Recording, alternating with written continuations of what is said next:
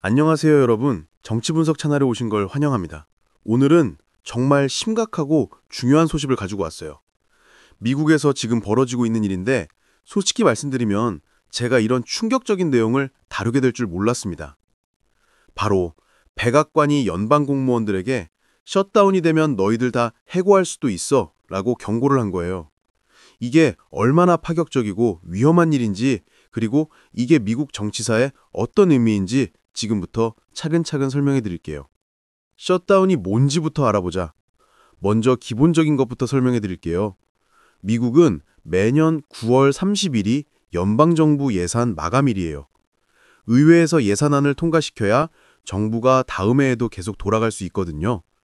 그런데 만약에 의회에서 예산안을 제때 통과시키지 못하면 정부가 문을 닫아요. 이걸 셧다운이라고 하는데 미국에서는 가끔씩 벌어지는 일이거든요. 과거에 셧다운이라면 어떻게 됐냐면요. 공무원들을 두 그룹으로 나눴어요. 필수 인력은 계속 일하고 비필수 인력은 집에 가서 쉬라고 했죠. 그런데 중요한 건 이게 일시적이었다는 거예요. 예산이 통과되면 다시 복귀하고 못 받은 급여도 소급해서 받았어요. 쉽게 말해서 강제 휴가 같은 개념이었던 거죠. 물론 급여를 못 받으니까 힘들긴 하지만 그래도 언젠가는 돌아간다는 보장이 있었어요. 이번엔 뭐가 다른가? 그런데 이번에 백악관 예산관리국, 줄여서 OMB에서 각 정부기관에 보낸 메모가 완전히 달랐어요. 셧다운이 되면 이번에는 일시 해고가 아니라 아예 영구적으로 해고할 준비를 해라. RIF, 즉 Reduction in Force 통지를 발행할 준비를 해라. 여러분, 이게 얼마나 무서운 소린지 아세요? 지금까지는 잠깐 집에 가 있어 였는데 이번에는 아예 나가라는 거예요. 더 충격적인 건 이번에는 필수 인력도 해고 대상에 포함시켰다는 거예요. 사회보장연금 지급하는 사람들, 법 집행하는 사람들, 항공교통 관제하는 사람들까지도 너희도 잘릴 수 있어 라고 한 거죠. 그리고 또 이상한 게 뭐냐면 보통은 이런 비상계획을 중앙에서 통합해서 발표하는데 이번엔 각 기반 웹사이트에만 올리라고 했어요. 왜 그랬을까요? 전체 그림을 보지 못하게 하려는 거 아닐까 싶어요. 정치적 배경, 왜 이런 일이? 자, 그럼 왜 이런 극단적인 조치를 취한 걸까요? 정치적 배경을 한번 보죠. 지금 워싱턴에서는 민주당과 공화당이 예산을 두고 치열하게 싸우고 있어요.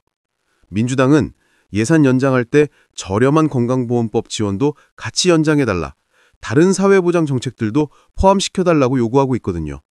반면에 백악관과 공화당은 그런 조건 붙이지 말고 순수하게 예산만 연장하자, 클린 익스텐션으로 가자라고 주장하고 있어요.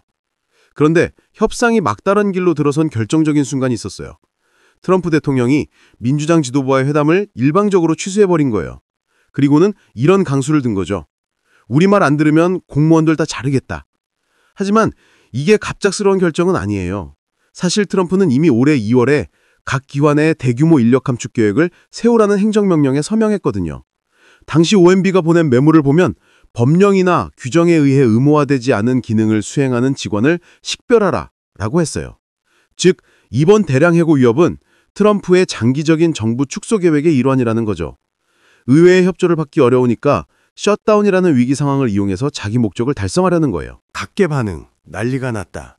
당연히 이런 발표가 나오자마자 워싱턴이 발칵 뒤집혔어요. 먼저 민주당 반응부터 보죠. 척 슈머 상원 원내대표는 이 메모를 협박 시도, an attempt at intimidation이라고 비편했어요. 하킴 제프리스 하원 원내대표는 더 강하게 나와서 러셀 보우트 OMB 국장을 악의적인 정치 공작원이라고 부르면서 이런 위협에 굴하지 않겠다고 선언했어요. 여기서 주목할 점은 민주당 지도부가 선택한 단어들이에요. 협박, 공작원 같은 표현을 쓴 걸 보면 이들이 OMB의 지침을 선의의 협상 전술이 아니라 확립된 제도적 규범을 위반하는 행위로 보고 있다는 거죠. 공무원 노조들의 반응은 더 격렬했어요. 미국 정부 공무원 연맹 AFGE는 이를 불법적인 대량 해고 시도라고 규정했고요. 전국 재무부 직원 노동조합은 공무원들이 치킨 게임, 게임 오브 치킨의 담보물, collateral damage가 되었다고 비판했어요. 치킨 게임이라는 표현이 정말 적절한 것 같아요.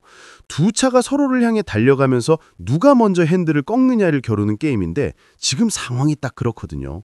문제는 이 게임에서 희생되는 건 공무원들이라는 거죠. 전직 정부 관료들의 반응도 주목할 만해요. 바이든 행정부에서 OMB 관리를 역임한 바비 코거는 이 조치가 국가의 막대한 자해 행위가 될 것이라고 평가했어요. 국가의 인재와 전문성을 불필요하게 제거하는 행위이며 본질적으로 강탈적이라고 했거든요. 코건의 말을 좀 더 자세히 보면 예산 싸움에서 우리가 원하는 것을 주지 않으면 나라에 해를 끼치겠다는 식의 협박이라고 분석했어요. 이건 정말 날카로운 지적이에요. 자, 그럼 구체적으로 누가 어떤 영향을 받게 될까요? 일단 숫자부터 보죠. 약 230만 명의 연방 공무원이 영향을 받을 수 있어요. 이 중에서 140만 명 정도가 필수 인력이고 90만 명 정도가 비필수 인력이에요. 근데 이번에는 필수 인력도 해고 대상에 포함됐다는 게 정말 충격적이죠. 구체적으로 어떤 일들이 벌어질까요? 우선 비필수 분야부터 보면 국립공원이나 박물관이 문을 닫을 거예요. 옐로우스톤이나 요세미티 같은 유명한 국립공원들도 마찬가지고요. 관광업계에는 정말 큰 타격이 될 거예요. 식품의약국의 식품안전검사도 중단될 가능성이 높아요. 우리가 먹는 음식의 안전을 관리하는 사람들이 없어지는 거죠. 이민법원의 심리도 취소될 테고 이미 대기가 길었던 이민 절차가 더 지연될 거예요. 경제 분야에서는 주택 구매자들과 중소기업들이 큰 어려움을 겪을 거예요. 연방주택청 대출 승인이 지연되고 중소기업청의 대출 승인도 막힐 테니까요. 그런데 가장 심각한 건 필수 분야예요. 사회보장성에서 연금을 지급하는 사람들, FBI나 DA 같은 법집행기관 직원들, 항공교통관제사대까지도 해고 대상에 포함시켰다니까요. 이게 얼마나 말이 안 되는지 아세요? 지금까지는 정치적 갈등이 있어도 국가의 핵심 기능은 유지한다는 게 기본 원칙이었어요. 근데 이제는 그 원칙마저 깨트리겠다는 거예요. 그런데 여러분, 정말 무서운 건 단기적인 혼란이 아니라 장기적인 손실이에요. 한번 해고된 숙련된 공무원들이 민간 부문으로 떠나버리면 나중에 정부가 다시 제대로 일하기가 정말 어려워져요. 예를 들어볼게요. FDA에서 20년 동안 식품 안전을 담당해온 전문가가 있다고 해보죠.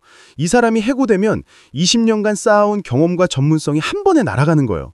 나중에 새로 사람을 뽑는다고 해도 그 전문성을 다시 만들어내는데 얼마나 오래 걸릴까요? 이런 일이 여러 분야에서 동시에 일어난다면 정부의 전체적인 행정력감이 돌이킬 수 없이 약화될 수밖에 없어요.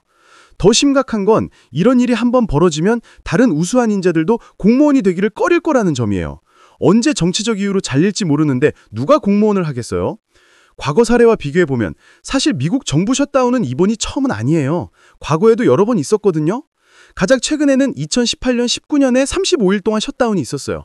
그때도 많은 공무원들이 무급 휴가를 갖고 정부 서비스가 중단됐죠. 하지만 그때도 결국에는 모든 사람들이 복귀했고 못 받은 급여도 소급 지급됐어요. 1995년, 96년에도 21일간 셧다운이 있었고 2013년에도 16일간 있었는데 하지만 모든 경우에 공통점이 있었죠. 바로 일시적이었다는 거예요. 근데 이번에는 완전히 다른 어프로치를 하고 있어요. 영구적인 해고를 예고한 건 정말 전례가 없는 일이거든요. 과거의 셧다운이 정치적 싸움의 부작용이었다면 이번에는 정치적 목적을 달성하기 위한 수단으로 셧다운을 활용하려고 하는 거예요. 헌법적, 법적 문제는 여기서 한 가지 짚고 넘어가야 할 게 있어요. 과연 이런 일이 법적으로 가능한 걸까요? 일단 연방 공무원을 해고하는 건 아예 불가능한 일은 아니에요. RIF, 즉 Reduction in Force라는 절차가 있거든요. 예산 삭감이나 조직 개편 등의 이유로 인력을 줄일 수 있어요. 하지만 문제는 절차와 이유예요. 정당한 절차를 거쳐야 하고 합리적인 이유가 있어야 하거든요. 그런데 예산 협상에서 우리말 안 들어서가 정당한 이유가 될까요? 법률 전문가들은 이런 방식의 해고가 법정에서 도전받을 가능성이 높다고 봐요. 특히 연방 공무원들에게는 일정한 고용 보장이 있기 때문에 정치적 이유로 해고하는 건 불법일 수 있거든요. 하지만 법적 다툼이 벌어진다면 그 결과가 나올 때까지는 시간이 오래 걸릴 거예요. 그 사이에 이미 많은 공무원들이 일자리를 잃을 수 있고요. 국민들에게 미치는 영향은 그럼 이런 일이 실제로 벌어진다면 일반 국민들은 어떤 영향을 받을까요? 가장 직접적인 건 정부 서비스가 중단되는 거예요. 여권 발급이 지연되고 국세청 업무가 마비되고 각종 민원 처리가 늦어질 거예요. 경제적으로도 큰 타격이 있을 거예요. 중소기업들이 정부 대출을 받지 못하고 주택 구매자들이 FHA 대출을 받지 못하면서 부동산 시장도 영향을 받을 거고요. 안전 문제도 심각해요. 식품 안전 검사가 중단되면 우리가 먹는 음식의 안전성을 보장할 수 없어져요. 항공교통 관제가 인력 부족으로 차질을 빚으면 비행기 안전에도 문제가 생길 수 있고요. 하지만 가장 무서운 건 장기적인 영향이에요. 정부가 제대로 된 서비스를 제공하지 못하게 되면 국민들의 정부에 대한 신뢰가 떨어질 거예요. 그리고 한번 떨어진 신뢰는 다시 회복하기가 정말 어렵거든요. 이게 왜 위험한 선례인가? 여러분, 이번 일이 단순히 공무원 좀이 줄이자는 차원의 문제가 아니라는 걸 이해하셨나요? 이건 정부가 어떻게 운영되어야 하는지에 대한 근본적인 질문을 던지는 거거든요. 지금까지 미국 정치에서는 아무리 치열하게 싸워도 지켜야 할 선이 있었어요. 그게 바로 정치적 갈등이 있어도 기본적인 정부 기능은 유지한다는 거였죠. 근데 이제는 내 말 안 들으면 정부 자체를 해체하겠다는 식으로 나오는 거예요.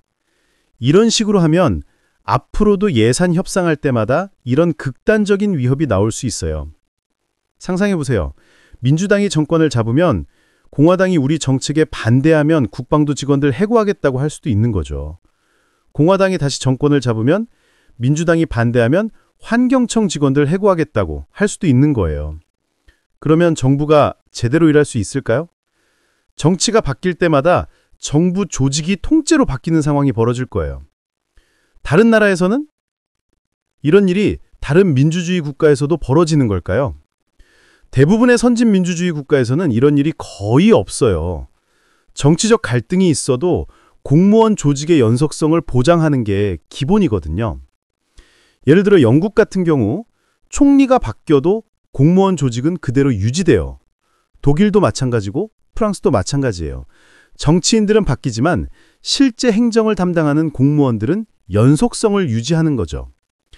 물론 미국도 지금까지는 그런 원칙을 지켜왔어요. 대통령이 바뀌면 정치적 임명직은 바뀌지만 일반 공무원들은 계속 일하는 게 원칙이었거든요. 그런데 이번 조치는 그런 오랜 전통을 깨뜨리는 거예요. 이건 단순히 미국만의 문제가 아니라 전 세계 민주주의에 영향을 미칠 수 있는 위험한 선례가 될 수 있어요. 경제적 파급 효과. 이런 대규모 해고가 실제로 벌어진다면 경제에는 어떤 영향이 있을까요? 우선 직접적인 경제 효과부터 보죠. 230만 명의 연방 공무원들이 갑자기 실직하게 되면 이들의 소비가 급격히 줄어들 거예요. 연방 공무원들의 평균 연봉이 약 9만 달러 정도 되거든요. 이 사람들이 갑자기 소득을 잃으면 소비 위축으로 이어질 거예요. 특히 워싱턴 DC 지역 경제에는 치명적일 거예요. 이 지역은 연방 공무원들과 관련 업체들로 돌아가는 경제거든요. 갑자기 주요 고객층이 사라지면 식당, 쇼핑몰, 부동산 시장 모두 타격을 받을 거예요. 그리고 정부 계약 업체들도 큰 영향을 받을 거예요. 연방정부는 매년 수많은 민간업체들과 계약을 맺어서 일을 하거든요. 공무원들이 없어지면 이런 계약들도 제대로 관리가 안 될 거고 관련 업체들도 어려움을 겪을 거예요. 더 심각한 건 장기적인 경제 효과예요. 정부 서비스가 제대로 안 되면 민간 부문도 영향을 받거든요.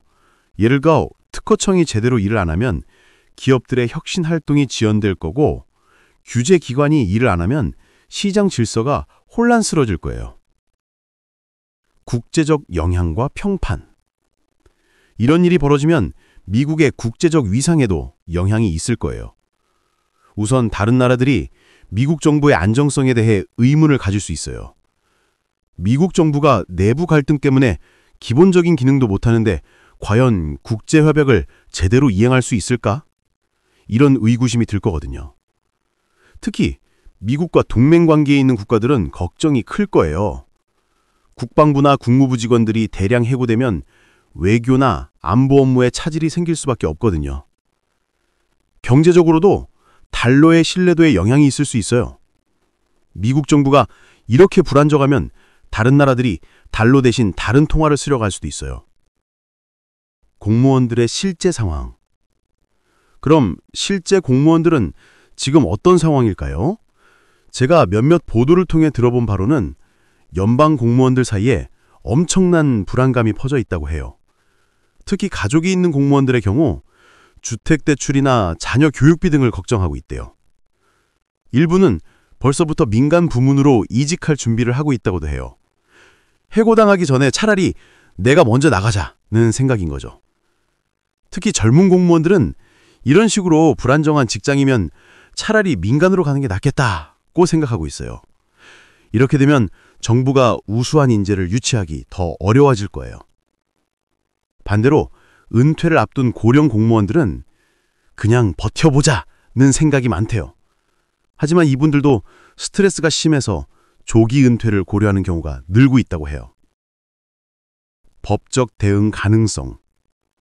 그럼 이런 조치에 대해 법적으로 대응할 방법은 없을까요? 공무원 노조들은 벌써 법정 투쟁 준비를 하고 있어요. 이런 대량 해고가 연방법을 위반했다고 주장할 계획이거든요. 특히 문제가 될 수 있는 부분들이 있어요. 첫째, 정당한 절차를 거치지 않은 해고는 불법이에요. RIF 절차에도 일정한 순서와 기준이 있거든요.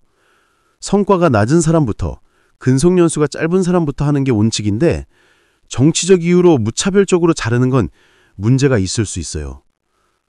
둘째, 연방 공무원들에겐 일정한 고용 보장권이 있어요. 이걸 정치적 이유로 박탈하는 건 헌법 위반일 수 있다고 노조 측에서는 주장하고 있어요. 하지만 법정 투쟁은 시간이 오래 걸려요.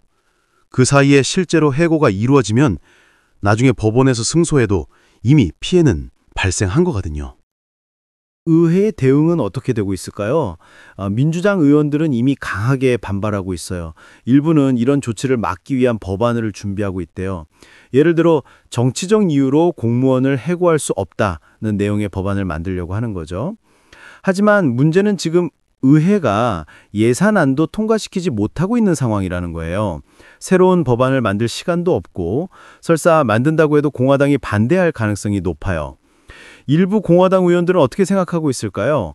공개적으로는 당론을 따르고 있지만 비공개적으로는 걱정하는 의원들도 있다고 해요. 특히 자기 지역구에 연방기관이 많은 의원들은 선거를 생각해서라도 부담스러워하고 있어요. 미디어와 여론은 어떨까요? 주요 언론들은 대부분 비판적이에요. 워싱턴 포스트, 뉴욕타임스 같은 주요 일간지들은 이런 조치가 민주주의의 규범을 훼손한다고 비판하고 있어요. 하지만 보수 성향 언론은 조금 다른 반응이에요. 폭스뉴스 같은 곳에서는 정부가 너무 비대해졌으니 줄일 필요가 있다는 논조로 보도하고 있거든요. 여론조사 결과도 정치 성향에 따라 갈려요.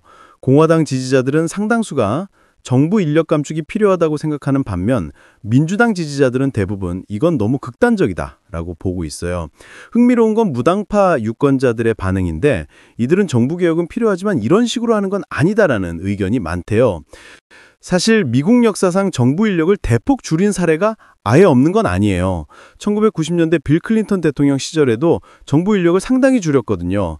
정부를 재발명하지 않은 슬로건 하에서 약 30만 명 정도의 연방 공무원을 줄였어요. 하지만 그땐 상황이 달랐어요. 첫째, 의회와 협의해서 진행했어요. 둘째, 자연 감소나 조기 퇴직 같은 방식을 주로 썼어요. 셋째, 충분한 시간을 두고 단계적으로 진행했죠. 지금처럼 예산 협상에서 우리 말 안 들으면 대량 해고하겠다 이런 식으로 위협한 적은 없었어요. 더 거슬러 올라가면 1980년 레이건 대통령이 항공교통 관제사들을 대량 해고한 사례가 있어요. 당시 관제사들이 불법 파업을 했는데 레이건이 48시간 안에 복귀하지 않으면 해고하겠다라고 했거든요. 결국 1만 명이 넘는 관제사들이 해고됐어요. 하지만 그것도 지금과는 다른 상황이었어요.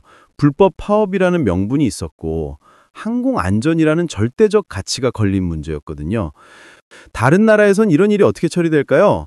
유럽 대부분 국가들에선 공무원의 신분이 법적으로 강하게 보장되어 정치적 이유로 해고하는 건 거의 불가능하거든요. 예를 들어 독일 같은 경우 공무원은 종신직이에요. 범죄를 저지르거나 심각한 직무유기를 하지 않는 한 해고할 수 없어요.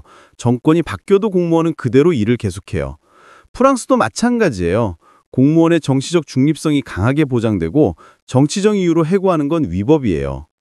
심지어 영국처럼 정치 전통이 오래된 나라에서도 공무원은 정치적으로 중립을 지켜야 하고 그 대신 고용은 보장받아요. 물론 이런 시스템에도 단점은 있어요. 공무원이 너무 안주하게 될 수 있고 비효율이 생길 수 있거든요. 하지만 그래도 정치적 안정성은 확보할 수 있어요. 정치학자들과 행정학자들은 이번 사태를 어떻게 보고 있을까요? 대부분의 전문가들은 우려를 표하고 있어요. 하버드 대학의 정치학과 교수들은 이는 미국 민주주의의 기본 원칙을 위협하는 행위다라고 평가했어요. 조지타운 대학의 행정학과에서는 정부의 전문성과 연속성을 해치는 위험한 실험이다라고 비판했어요. 하지만 일부 보수 성향 싱크탱크에서는 다른 의견도 나와요. 헤리티지 재단 같은 곳에서는 정부가 너무 비대해졌으니 구조조정이 필요하다는 입장을 보이고 있어요. 흥미로운 건 전직 공화당 행정부에서 일했던 사람들도 이번 조치에는 비판적이라는 거예요. 부시 행정부에서 일했던 한 전직 관료는 이건 보수주의도 아니고 개혁도 아니다. 그냥 파괴다라고 했어요. 실제 시나리오 분석. 그럼 실제로 이런 일이 벌어진다면 어떤 시나리오들이 가능할까요? 시나리오 1. 협상 타결.